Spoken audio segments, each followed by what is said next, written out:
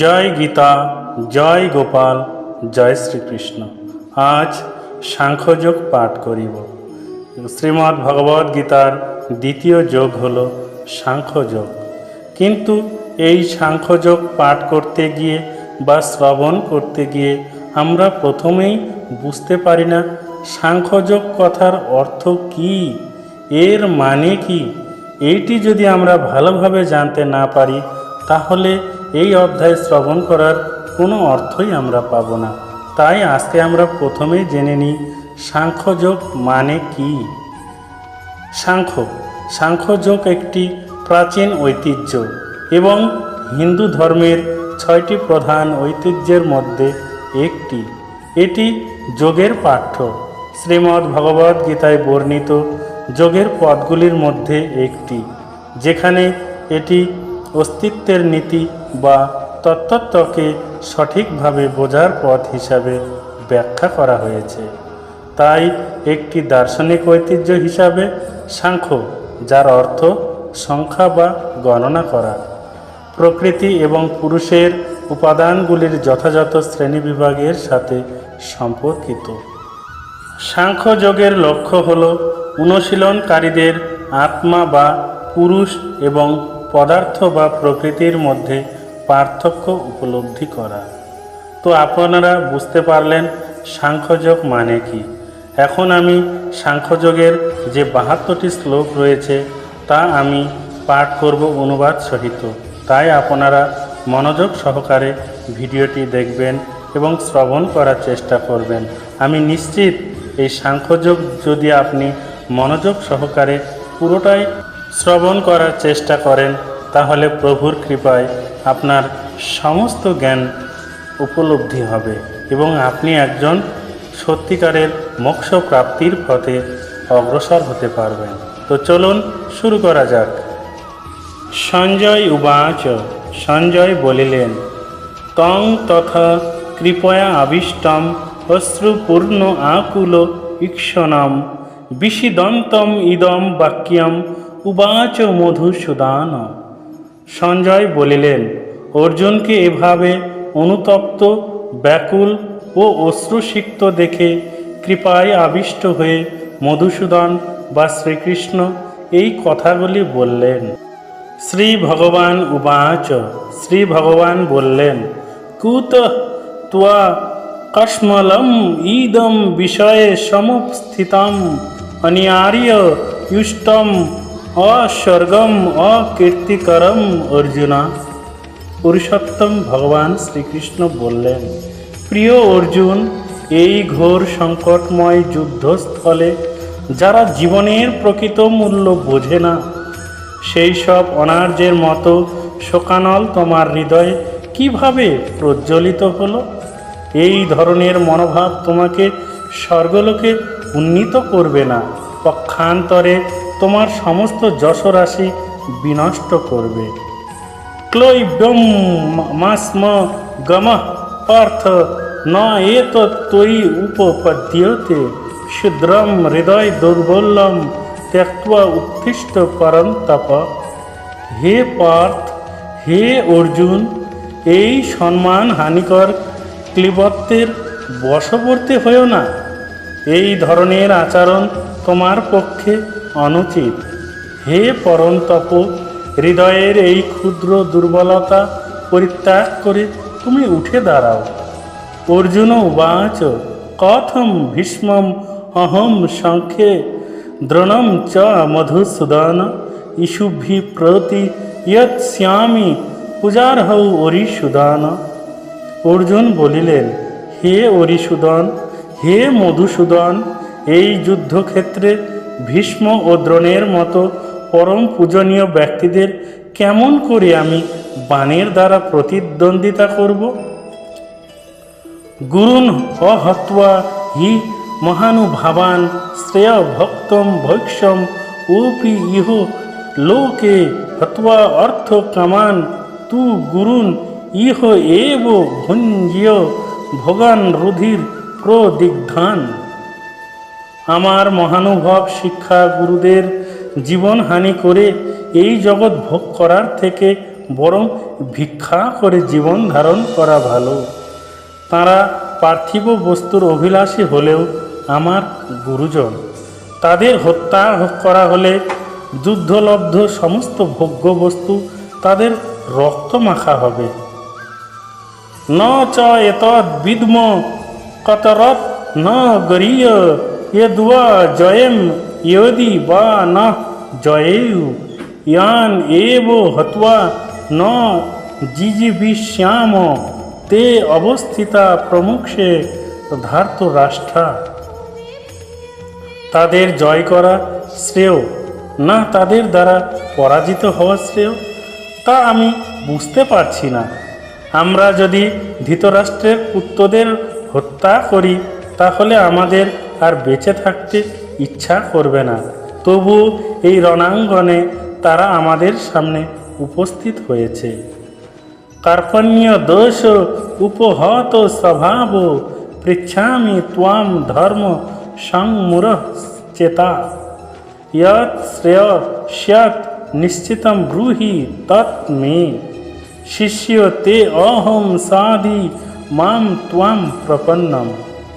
কার্পণ্যজনিত দুর্বলতার প্রভাবে আমি এখন কিং কর্তব্য বিমূঢ় হয়েছি এবং আমার কর্তব্য সম্বন্ধে বিভ্রান্ত হয়েছি। এই অবস্থায় আমি তোমাকে জিজ্ঞাসা করছি, এখন কি করা আমার পক্ষে শ্রেয়স্কর বা মঙ্গলজনক তা আমাকে ভালোভাবে বলো। এখন আমি তোমার শিষ্য এবং সর্বতোভাবে তোমার আমি শরণাগত। দয়া করে তুমি আমার পথ নির্দেশ করো। ন হি প্রপশ্যামি মম অপনুদ্যাৎ ইয়ৎ সকম উচ্ছ্বসনম ইন্দ্রিয়াণম অব্যাপ্য ভূমৌ অসপত্ন্যম ঋদ্ধম রাজ্যম সুরানামপি চ আধিপত্যম। আমার ইন্দ্রিয়গুলিকে শুকিয়ে দিচ্ছে যে শোক, তা দূর করবার কোনো উপায় আমি খুঁজে পাচ্ছি না। এমনকি স্বর্গের দেবতাদের মতো আধিপত্য নিয়ে সমৃদ্ধিশালী প্রতিদ্বন্দ্বিতাবিহীন রাজ্য এই পৃথিবীতে লাভ করলেও আমার এই শোকের বিনাশ হবে না। এবং উক্ত্বা ঋষিকেশম গুরাকেশ পরন্তপ ন যৎস্য ইতি গোবিন্দম উক্ত্বা তুষ্ণীম বো ভুব হ। সঞ্জয় বলিলেন। এভাবে মনোভাব ব্যক্ত করে গুরাকেশ অর্জুন তখন ঋষিকেশকে বললেন, হে গোবিন্দ, আমি যুদ্ধ করব না। এই বলে তিনি মৌন হলেন। তম উবাচ ঋষিকেশ প্রহসন ইব ভারত সেনায় উভয় মধ্যে বিষিদন্তম ইদম বচ। হে ভরতবংশীয় ধৃতরাষ্ট্র, সেই সময় স্মিত হেসে শ্রীকৃষ্ণ উভয় পক্ষের সৈন্যদের মাঝখানে বিষাদগ্রস্ত অর্জুনকে এই কথাগুলি বললেন। অসচ্যান অনু অসচ ত্বম প্রজ্ঞাবাদান চ ভাসসে গত ওষুন অগত ওষুন চ না অনুশোচন্তি পণ্ডিতা।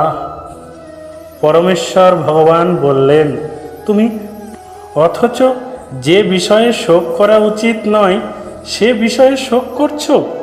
যারা যথার্থই পণ্ডিত তারা কখনো জীবিত অথবা মৃত কারোর জন্যই শোক করেন না। ন তু এব অহম জাতু ন আশম ন ত্বং ন ইমে জনাধিপা ন চ এব ন ভবিষ্যাম সর্বে বয়ম অতঃ পরম। এমন কোনো সময় ছিল না যখন আমি, তুমি ও এই সমস্ত রাজারা ছিলেন না, এবং ভবিষ্যতেও কখনো আমাদের অস্তিত্ব বিনষ্ট হবে না। দেহিন অস্মিন যথা দেহে কৌমারম যৌবনম জরা তথা দেহ অন্তর্প্রাপ্তি ধীর তত্র ন মুজ্যতি। দেহ যেভাবে কৌমার বা কুমার, যৌবন ও জরার মাধ্যমে তা রূপ পরিবর্তন করে চলে, মৃত্যুকালে তেমনি ওই দেহি বা আত্মা এক দেহ থেকে অন্য দেহে দেহান্তরিত হয়। স্থিতপ্রজ্ঞ পণ্ডিতেরা কখনোই এই পরিবর্তনে মুহ্যমান হন না। মাত্রা স্পর্শা তু কন্তয় শীত উষ্ণ সুখ দুঃখদা আগম অপায়িনা অনিত্যা তান তিতিক্ষ ভারত। হে কন্তয়, ইন্দ্রিয়ের সঙ্গে বিষয়ের সংযোগের ফলে অনিত্য সুখ ও দুঃখের অনুভব হয়। সেগুলি ঠিক যেন শীত এবং গ্রীষ্ম ঋতুর গমন আগমনের মতো। হে ভরতকুল প্রদীপ, সেই ইন্দ্রিয়জাত অনুভূতির দ্বারা প্রভাবিত না হয়ে সেগুলিকে সহ্য করার চেষ্টা করো। ইয়ম হি ন ব্যথয়ন্তি এতে পুরুষম পুরুষ ঋষভ সম দুঃখ সুখম ধীরম স অমৃতত্বায় কল্পতে। হে পুরুষ শ্রেষ্ঠ অর্জুন, যে জ্ঞানী ব্যক্তি সুখ ও দুঃখকে সমান জ্ঞান করেন এবং শীত ও উষ্ণ আদি দ্বন্দ্বে বিচলিত হন না, তিনি মুক্তিলাভের প্রকৃত অধিকারী। ন অসত বিদ্যতে ভাব ন অভাব বিদ্যতে সতঃ উভয় ওপি দৃষ্ট অন্ত তু অনায় তত্ত্বদর্শিভি। যারা তত্ত্বদ্রষ্টা তারা সিদ্ধান্ত করেছেন যে অনিত্য জড় বস্তুর স্থায়িত্ব নেই এবং নিত্য বস্তু আত্মার কখনো বিনাশ হয় না। তারা উভয় প্রকৃতির যথার্থ স্বরূপ উপলব্ধি করে এই সিদ্ধান্তে উপনীত হয়েছেন। অবিনাশী তু তৎবিদ্ধি येन সর্বম ইদম ততম বিনাশাম অব্যস্য অস্য ন কশ্চিৎ কর্তুম অহতি। যা সমগ্র শরীরে পরিব্যাপ্ত হয়ে রয়েছে তাকে তুমি অবিনাশী বলে জানবে। সে অব্যয় আত্মাকে কেউ বিনাশ করতে সক্ষম নয়। অন্তবন্তঃ ইমে দেহা নিত্যস্য উক্ত্বা শরীরিণা অনাসীন অপ্রমেয়স্য তস্মাৎ ইদুষ্য ভারত। অবিনাশী, অপরিমেয় ও শাশ্বত আত্মার জড়দেহ নিঃসন্দেহে বিনাশশীল। অতএব হে ভারত, তুমি শাস্ত্রবিহিত স্বধর্ম পরিত্যাগ না করে যুদ্ধ করো। ইয় এনম বেত্তি হন্তরম ইয় চ এনম মন্যতে হতম উভৌ তৌ ন বিজানীত ন অয়ম হন্তি ন হন্যতে। যিনি জীবাত্মাকে হন্তা বলে মনে করেন কিংবা যিনি একে নিহত বলে ভাবেন, তারা উভয়ই আত্মার প্রকৃত স্বরূপ জানেন না। কারণ আত্মা কাউকে হত্যা করেন না বা কারো দ্বারা নিহতও হন না। ন জায়তে ম্রিয়তে বা কদাচিৎ ন অয়ম ভূত্বা ভবিতা বা ন ভূয়ঃ অজ নিত্য শাশ্বত অয়ম পুরাণ ন হন্যতে হন্যমানে শরীরে। আত্মার কখনো জন্ম হয় না বা মৃত্যুও হয় না, অথবা বারবার তার উৎপত্তি বা বৃদ্ধি হয় না। তিনি জন্মরহিত, শাশ্বত, নিত্য এবং পুরাতন হলেও চিরনবীন। শরীর নষ্ট হলেও আত্মা কখনো বিনষ্ট হয় না। বেদ অবিনাশিনম নিত্যম येनम অজম অব্যয়ম কথম স পুরুষ পার্থ কম ঘাতয়তি হন্তি কম। হে পার্থ, হে অর্জুন, যিনি এই আত্মাকে অবিনাশী, শাশ্বত, জন্মরহিত ও অক্ষয় বলে জানেন, তিনি কিভাবে কাউকে হত্যা করতে বা হত্যা করাতে পারেন? বশাংসি জীর্ণানি যথা বিহায় নবানি গৃহ্ণাতি নরঃ অপরানি তথা শরীরানি বিহায় জীর্ণানি অন্যানি সংয়াতি নবানি দেহি। মানুষ যেমন জীর্ণ বা পুরনো বস্ত্র পরিত্যাগ করে নতুন বস্ত্র পরিধান করে, দেহীও তেমনি জীর্ণ শরীর ত্যাগ করে নতুন দেহ ধারণ করে। ন এনম ছিন্দন্তি শস্ত্রাণি ন এনম দহতি পাবকাঃ ন চ এনম ক্লেদয়ন্তি আপঃ ন শশয়তি মারুতা। আত্মাকে অস্ত্রের দ্বারা কাটা যায় না, আগুনে পোড়ানো যায় না, জলে ভেজানো যায় না, অথবা হাওয়াতে শুকানো যায় না। অছেদ্য অয়ম অদাহ্য অয়ম অক্লেদ্য অশস্য এব চ নিত্য সর্বগত স্থান অচল অয়ম সনাতন। এই আত্মা অছেদ্য বা একে ছেদন করা যায় না বা কাটা যায় না। অদাহ্য অর্থাৎ পুরানো যায় না। অক্লেদ্য মানে কাদাতে চুবানো যায় না ও অশস্য। তিনি চিরস্থায়ী, সর্বব্যাপ্ত, অপরিবর্তনীয়, অচল ও সনাতন। অব্যক্তীয় অয়ম অচিন্ত্য অয়ম অবিকার্য অয়ম উচ্যতে তস্মাৎ এবং বিদুত্বা এনম ন অনুশোষিতম অহর্ষি। এই আত্মা অব্যক্ত, অচিন্ত ও অধিকারী বলে শাস্ত্রে উক্ত হয়েছে। অতএব এই সনাতন স্বরূপ অবগত হয়ে দেহের জন্য তোমার শোক করা উচিত নয়। অথচ এনম নিত্য জাতম নিত্যম বা মন্যসে মৃতম তথাপি ত্বম মহাবাহো ন এনম শোচিতুম অহর্ষি। হে মহাবাহো, আর যদি তুমি মনে করো যে আত্মার বারবার জন্ম হয় এবং মৃত্যু হয়, তাহলে তোমার শোক করার কোনো কারণ নেই।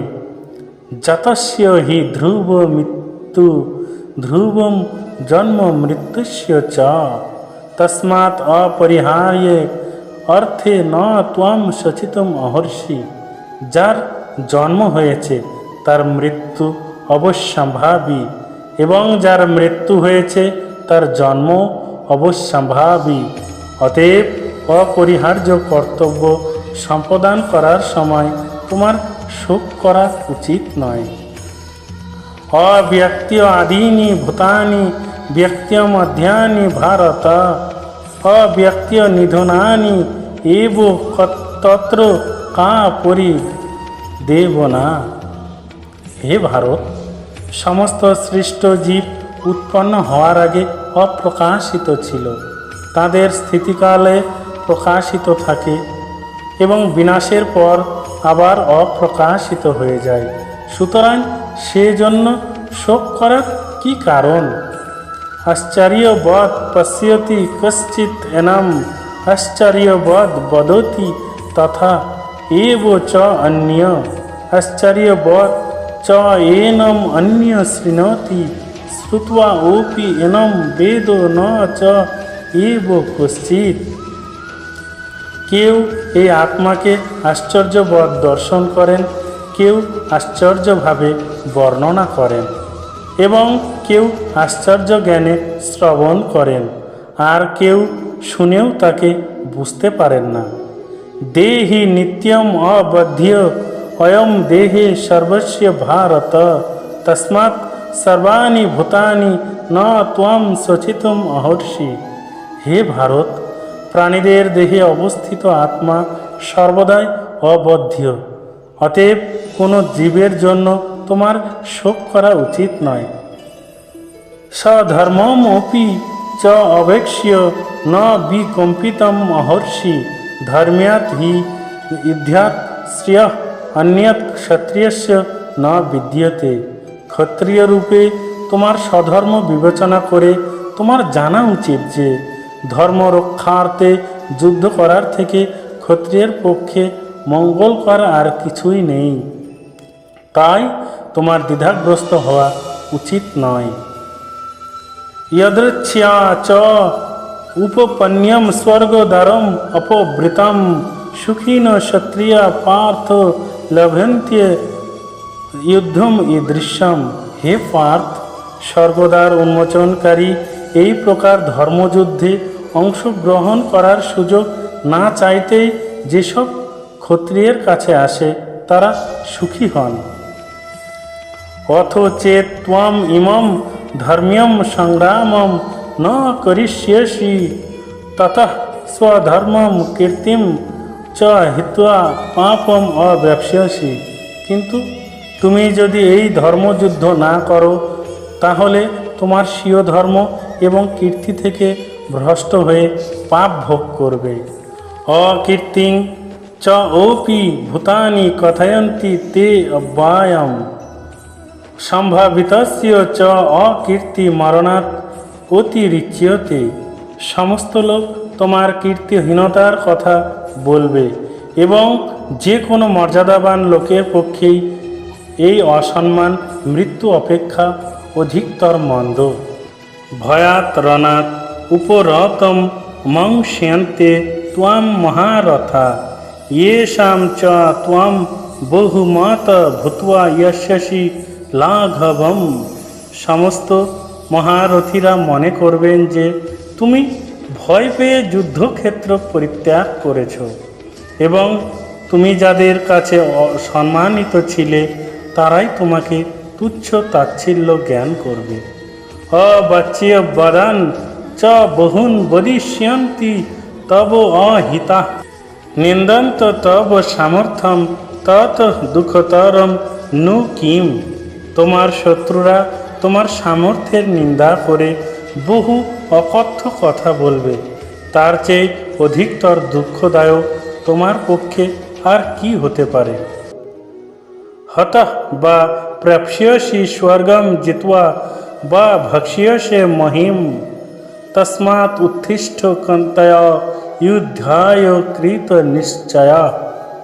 হে কুন্তিপুত্র, হে অর্জুন, এই যুদ্ধে নিহত হলে তুমি স্বর্গ লাভ করবে আর জয়ী হলে পৃথিবী ভোগ করবে।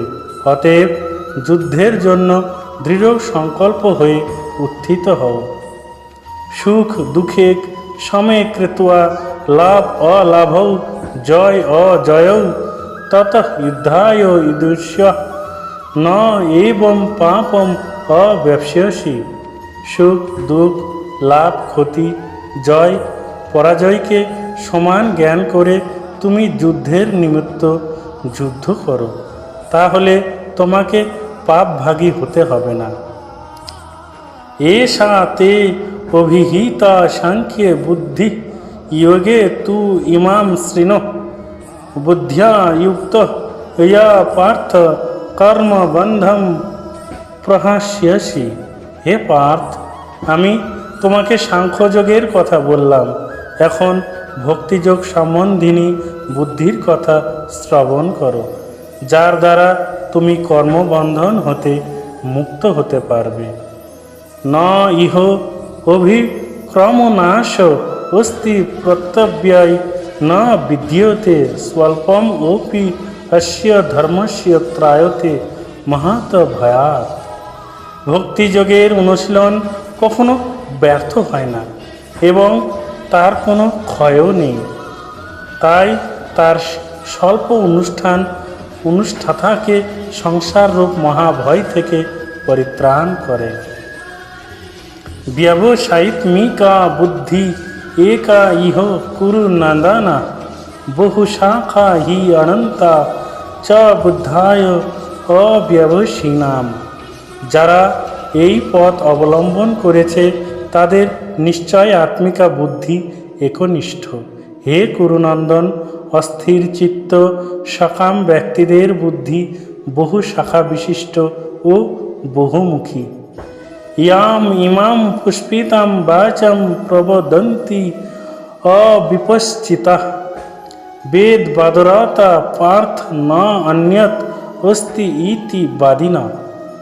বিবেক বর্জিত লোকেরাই বেদের পুষ্পিত বাক্যে আসক্ত হয়ে স্বর্গসুখ ভোগ, উচ্চকুলে জন্ম, ক্ষমতা লাভ আদি সকাম কর্মেই জীবনের চরম উদ্দেশ্য বলে মনে করে। ইন্দ্রিয় সুখ ভোগ ও ঐশ্বর্যের প্রতি আকৃষ্ট হয়ে তারা বলে যে তার ঊর্ধ্বে আর কিছুই নেই। ভোগ ঐশ্বর্য প্রসক্তানাম ত্বয়া অপহৃত চেতসাম ব্যবসায়াত্মিকা বুদ্ধি সমাধৌ না বিধীয়তে।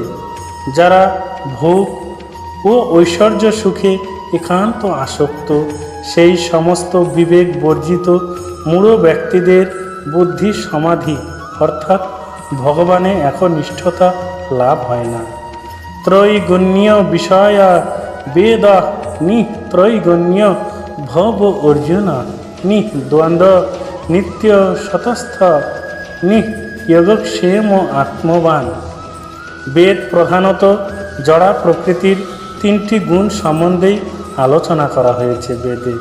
হে অর্জুন, তুমি সেই গুণগুলিকে অতিক্রম করে নির্গুণ স্তরে অধিষ্ঠিত হও, সমস্ত দ্বন্দ্ব থেকে মুক্ত হও এবং লাভ ক্ষতি ও আত্মরক্ষার দুশ্চিন্তা থেকে মুক্ত হয়ে অধ্যাত্ম চেতনায় উত্থিষ্ট হও। ইয়াবন অর্থ উদোপানে সর্বত সংপ্লুত উদকে তাবান সর্বেষু বেদেষু ব্রাহ্মণস্য বীজানাত। ক্ষুদ্র জলাশয়ে যে সমস্ত প্রয়োজন সাধিত হয় সেগুলি বৃহৎ জলাশয় থেকে আপনা হতেই সাধিত হয়ে যায়। তেমনি ভগবানের উপাসনার মাধ্যমে যিনি পরব্রহ্মের জ্ঞান লাভ করে সব কিছুর উদ্দেশ্য উপলব্ধি করেছেন, তার কাছে সমস্ত বেদের উদ্দেশ্য সাধিত হয়েছে। কর্মণি এব অধিকারো তে মা ফলেষু কদাচন। মা কর্মফল হেতু ভূ মা তে সঙ্গ অস্তু অকর্মণি। স্বধর্মবিহিত কর্মে তোমার অধিকার আছে, কিন্তু কোনো কর্মফলে তোমার অধিকার নেই। কখনো নিজেকে কর্মফলের কারণ বলে মনে করো না এবং কখনো স্বধর্ম আচরণ না করার প্রতি আসক্তও হয় না। যগস্থ কুরু কর্মাণি সংযম ত্যক্ত্বা ধনঞ্জয়। সিদ্ধ অসিদ্ধ সমঃ ভূত্বা সমত্বম যোগ উচ্যতে। হে অর্জুন, ফলভোগের কামনা পরিত্যাগ করে ভক্তি যোগস্থ হয়ে স্বধর্মবিহিত কর্ম আচরণ করো। কর্মের সিদ্ধি ও অসিদ্ধি সম্বন্ধে যে সমবুদ্ধি তাকেই যোগ বলা হয়। দূরেন হি অবরম কর্ম বুদ্ধি যোগাৎ ধনঞ্জয়। বুদ্ধৌ শরণম অনু ইচ্ছ কৃপণা ফল হেতব। হে ধনঞ্জয়, বুদ্ধি যোগ দ্বারা ভক্তির অনুশীলন করে সকাম কর্ম থেকে দূরে থাকো এবং সেই চেতনায় অধিষ্ঠিত হয়ে ভগবানের শরণাগত হও। যারা তাদের কর্মফল ভোগ করতে চায় তারা কৃপণ। বুদ্ধিযুক্ত জহাতি ইহ উভে সুকৃত দুষ্কৃতে তস্মাৎ যুগায় যুজস্ব যোগ কর্মসু কৌশলম। যিনি ভগবত ভক্তির অনুশীলন করেন তিনি এই জীবনেই পাপ ও পুণ্য উভয় থেকেই মুক্ত হন। অতএব তুমি নিষ্কাম কর্মযোগের অনুষ্ঠান করো, সেটিই হচ্ছে সর্বাঙ্গীন কর্মকৌশল। কর্মজম বুদ্ধিযুক্তা হি ফলম ত্যক্ত্বা মনীষীণ। জন্ম বন্ধ বিনির্মুক্তা পদম গচ্ছন্তি অনাময়ম। মনীষীগণ ভগবানের সেবায় যুক্ত হয়ে কর্মজাত ফল ত্যাগ করে জন্ম মৃত্যুর বন্ধন থেকে মুক্ত হন। এভাবে তারা সমস্ত দুঃখ দুর্দশার অতীত অবস্থা লাভ করেন। যদা তে মোহ কলিলম বুদ্ধি বেতি তরিষ্যতি তদা গন্তাসি নির্বেদম শ্রোতব্যস্য শ্রুতস্য চ। এভাবে পরমেশ্বর ভগবানে অর্পিত নিষ্কাম কর্ম অভ্যাস করতে করতে যখন তোমার বুদ্ধি মোহরূপ গভীর অরণ্যকে সম্পূর্ণরূপে অতিক্রম করবে, তখন তুমি যা কিছু শুনেছ এবং যা কিছু শ্রবণীয় সেই সবের প্রতি সম্পূর্ণরূপে নিরপেক্ষ হতে পারবে। শ্রুতি বিপ্রতিপন্না তে যদা স্থস্যতি নিশ্চলা সমাধৌ অচলা বুদ্ধি তদা যোগম অব্যপস্যসি। তোমার বুদ্ধি যখন বেদের বিচিত্র ভাষার দ্বারা আর বিচলিত হবে না এবং আত্ম উপলব্ধির সমাধিতে স্থির হবে, তখন তুমি দিব্যজ্ঞান লাভ করে ভক্তিযোগে অধিষ্ঠিত হবে। স্থিত প্রজ্ঞস্য কা ভাষা সমাধিস্থস্য কেশব স্থিতোদি কিম প্রভাসেত কিম আসিত ব্রজেত কিম। অর্জুন জিজ্ঞাসা করলেন, হে কেশব, স্থিতপ্রজ্ঞ অর্থাৎ অচলা বুদ্ধি সম্পন্ন মানুষের লক্ষণ কি? তিনি কিভাবে কথা বলেন, কিভাবে অবস্থান করেন এবং কিভাবেই বা তিনি বিচরণ করেন? শ্রী ভগবান উবাচ প্রজহাতি যদা কামান সর্বান পার্থ মনগতান আত্মনি এব আত্মনা তুষ্ট স্থিত প্রজ্ঞ তদা উচ্যতে।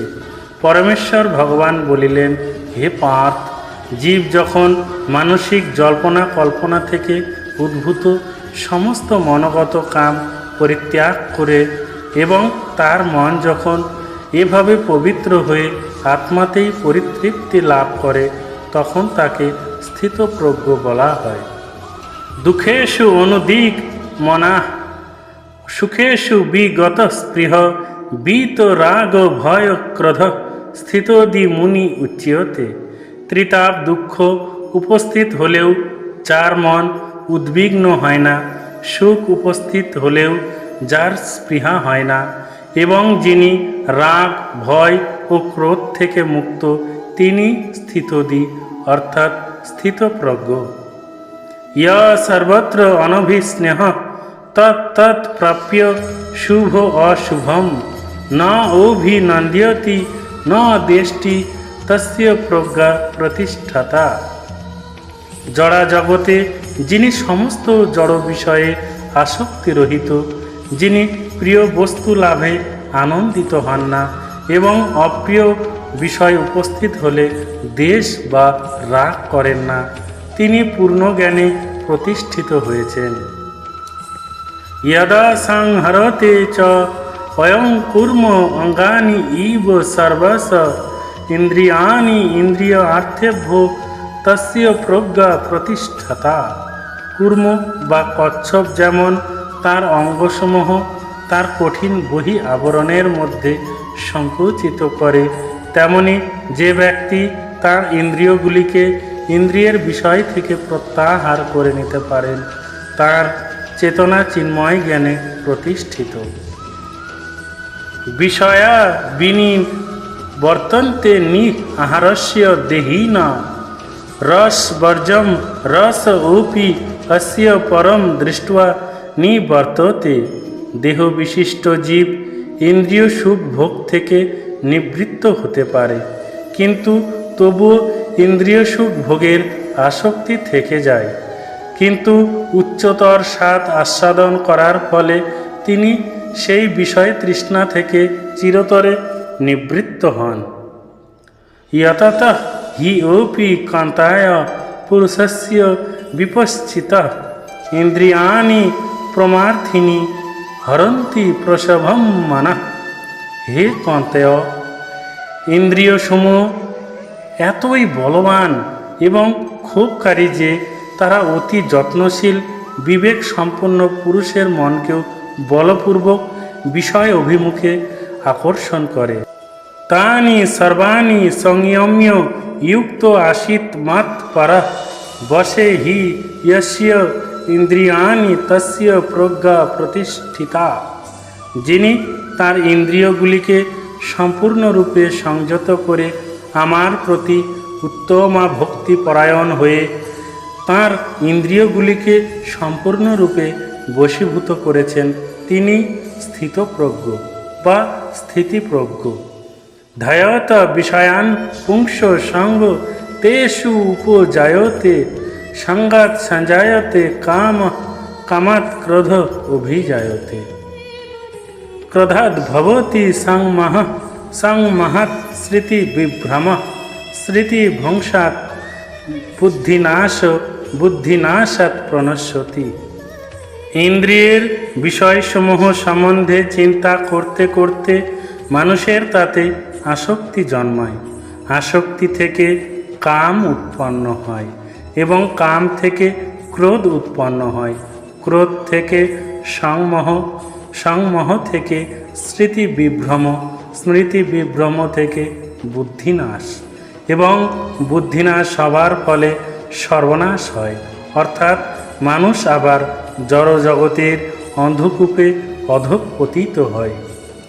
রাগ দেশ বিমুক্তৈ তু বিষয়ান ইন্দ্রিয়ৈ চরণ আত্মবশ্যই বিধয়াত্মা প্রসাদম অধিগচ্ছতি। সংযত চিত্ত মানুষ প্রিয় বস্তুতে স্বাভাবিক আসক্তি ও অপ্রিয় বস্তুতে স্বাভাবিক বিদ্বেষ থেকে মুক্ত হয়ে তার বশীভূত ইন্দ্রিয়ের দ্বারা ভগবত ভক্তির অনুশীলন করে ভগবানের কৃপা লাভ করেন। প্রসাদে সর্বদুঃখানাং হানি অস্য উপজায়তে প্রসন্নচেতস হি আশু বুদ্ধি পর্যবতিষ্ঠতে।